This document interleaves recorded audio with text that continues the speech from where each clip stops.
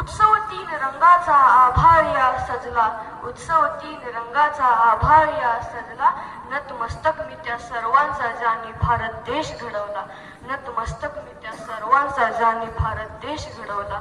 सन्मान्य व्यासपीठ, वंदनीय गुरुजन वर्ग आणि माझ्या मित्रमैत्रिणींनो, आज आपण सर्वजण येथे भारताच्या प्रजासत्ताक दिनानिमित्त एकत्र आलो आहोत. ही अत्यंत अभिमानाची गोष्ट आहे. 26 जानेवारी 1950 रोजी आपल्या भारताने स्वतःचे संविधान स्वीकारले व खऱ्या अर्थाने याच दिवशी आपण प्रजासत्ताक राष्ट्र झालो. ही माझी माती, ही माझी शान, ही माझी माती, ही माझी शान, याच मातीवर उभा आहे भारत देश महान, याच मातीवर उभा आहे भारत देश महान. स्वतंत्रता मिळाल्यानंतर केवळ देश स्वतंत्र झाला नाही, तर प्रत्येक भारतीयाला समान हक्क, समान संधी व समान न्याय मिळावा यासाठी आपल्या भारताने स्वतःच्या संविधानाची निर्मिती केली. डॉक्टर बाबासाहेब आंबेडकर यांनी दिलेले संविधान आज आपल्या देशाचा कणा आहे.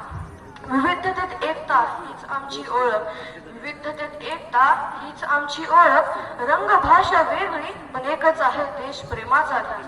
प्रजासत्ताक दिन केवळ आपल्याला परेड, झेंडे व कार्यक्रमाची आठवण करून देत नाही, तर आपल्या प्रत्येकाच्या कर्तव्याची आठवण करून देते. चांगले नागरिक बनणे, देशाचे कायदे पाळणे व समाजात सलोखा राखणे हे प्रत्येकाचे कर्तव्य आहे.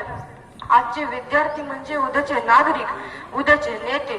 आपण शिकून प्रामाणिकपणे काम करून आपल्या देशाच्या प्रगतीस हातभार लावला पाहिजे. ज्ञान, श्रम आणि सत्याची वाट, ज्ञान, श्रम आणि सत्याची वाट हीच घडवेल भारताची उज्ज्वल पहाट, हीच घडवेल भारताची उज्ज्वल पहाट. आपले सैनिक सीमारेषेवर उभे राहून आपले संरक्षण करत आहेत. शेतकरी रात्रंदिवस कष्ट करून आपल्याला अन्न देत आहेत. डॉक्टर, शिक्षक व सफाई कामगार ही देश घडवण्याचे काम करत आहेत. आपण आपल्या परीने देशासाठी काहीतरी केले पाहिजे. शेवटी एवढंच म्हणेन, तिरंगा आमचा मान आहे, पराक्रमाचे गान आहे. तिरंगा आमचा मान आहे, पराक्रमाचे गान आहे, भारताची शान आहे, तिरंगा आमचा प्राण आहे, भारताची शान आहे, तिरंगा आमचा प्राण आहे.